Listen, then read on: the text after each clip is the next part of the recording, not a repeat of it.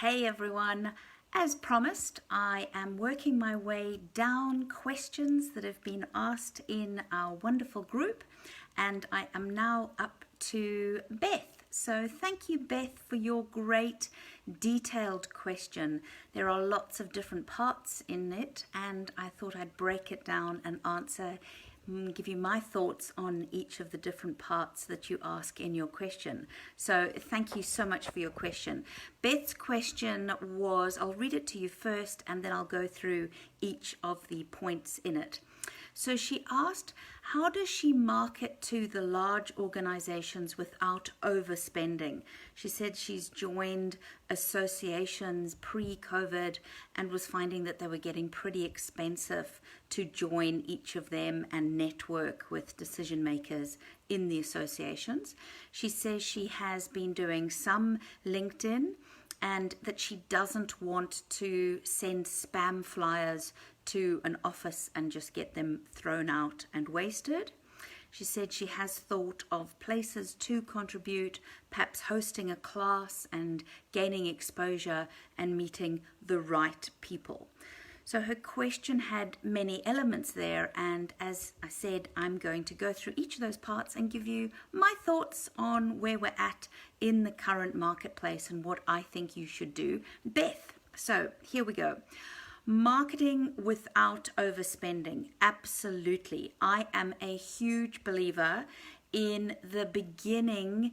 You need to market on the smell of an oily rag. You need to do things most cost effectively. I am not a person who wants people to go out and spend huge amounts of money all outgoing on marketing, and not have anything coming back really quickly to meet those big expenses, because it takes a little while to get up and running to that sort of level.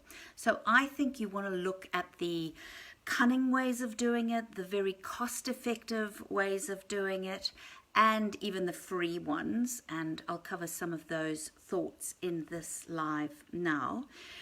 You mentioned that joining associations was getting expensive. And yes, I would say right now is not the time to be thinking of joining associations to do those face-to-face networking things. I think we're a little bit soon for that. Yes, that will come back, and yes, I think we are all going to be doing that should we choose to again. However, I don't think we need to have that on our radar for right now. There are other, way more effective things that you can do, which I will share. You mentioned LinkedIn and that you are doing certain things on LinkedIn. Great. Continue to do things on LinkedIn. It's going to pay off in the long run. I am seeing that what we should be doing now is a time of sowing. It's a time of sowing, not yet a time of reaping. In a few months, we will be able to reap. At the moment, it's sowing, and by that I mean giving value. So as soon as you are really clear on what your niche area is and you know exactly how you're going to position yourself, then think of making the connections in LinkedIn and in Facebook at the moment, Facebook groups, network with the right people and add value. Think about what you can put together as far as articles, as far as lead magnets, so that then you can use them to start building a list of your right people. So I would do nose down, ready to put so much of what you know and have expertise down into articles, into things of value. Are there checklists or templates that you could give? Think of the biggest pain that your problem, your client's problem, what's the biggest area of pain that they have that you solve? What can you do for them? Okay? And I would say use a lot of time now to be thinking, how can I add value? What can I do? So that then you can start using it and thinking about different ways to reproduce it, so that you might have used it as a video, then you might transcribe that and use it as a written piece. Now, you say you don't want to send spam flyers to a large office and get them thrown out. Absolutely not. I would not be wanting you to do that. That for me feels very much like push marketing rather than pull marketing, in that it's not well positioned, in that you're simply saying, here, scattergun approach, large organization who maybe doesn't throw my flyer away. It's an expense because you would have to do thousands and thousands and thousands, and it's certainly nothing that I have done or seen people have much effect. It feels like a letterbox drop, which I don't think is a good way. There are much more effective ways. Now, you say in your question, perhaps I could think of places to contribute, to host a class, gain exposure, and meet right people. Yay, this is much better.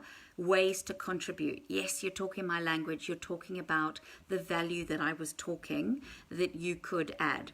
Host a class. Absolutely. What a pleasure if you have got a 60-minute, a 90-minute ready on your particular topic, your area of expertise, then that is really fantastic. And it's in the hanging around initially now, the LinkedIn groups that you can add value, you can contribute to, the Facebook groups that you can contribute to.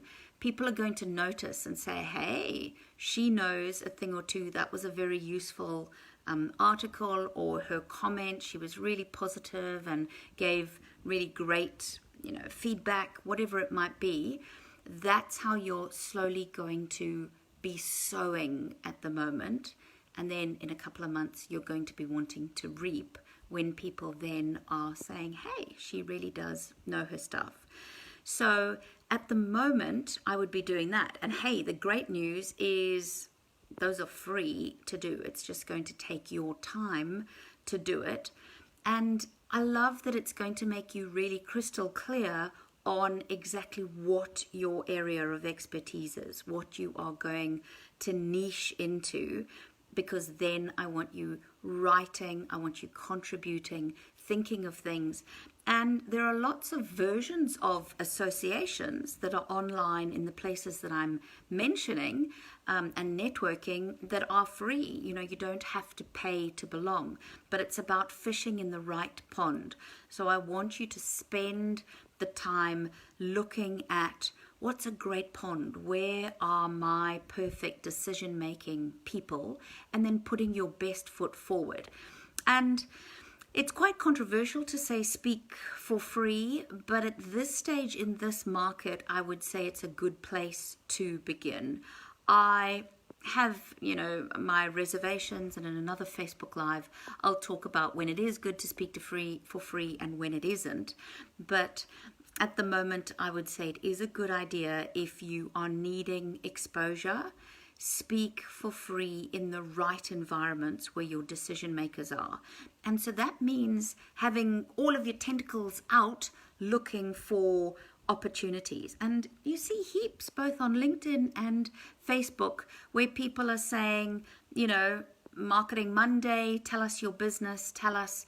And if you do that enough and position yourself well and have a great tagline and what you stand for, not be vague and wishy-washy, then people really can resonate with that and go, oh my goodness, that's fantastic. The universe has delivered me a person who specializes in this just when I'm looking for someone to speak at our big upcoming national virtual conference in a few months' time.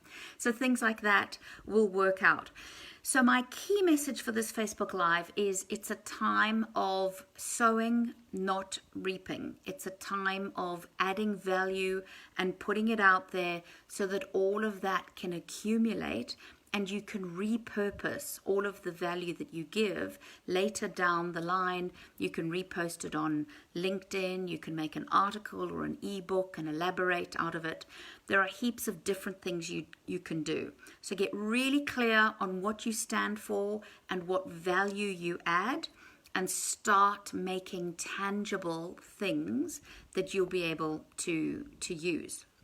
And those are very inexpensive ways, good use of your time, and going to stand you in good stead, because I have this good feeling that once business truly starts picking up, and I mean, for some businesses, they haven't changed or done anything different, and it's business as usual. I know the virtual training session I ran today was completely business as usual for that organization, and that's great.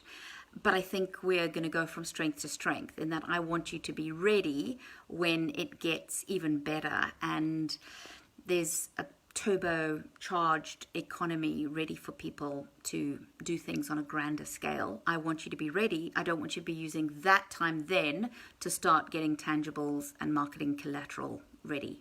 Okay? Beth, thank you again for your great question. Please leave me your comments to let me know what you thought about my views on all of that.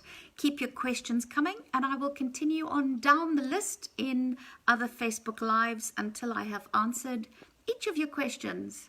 Okay, everyone, have a great day. Bye.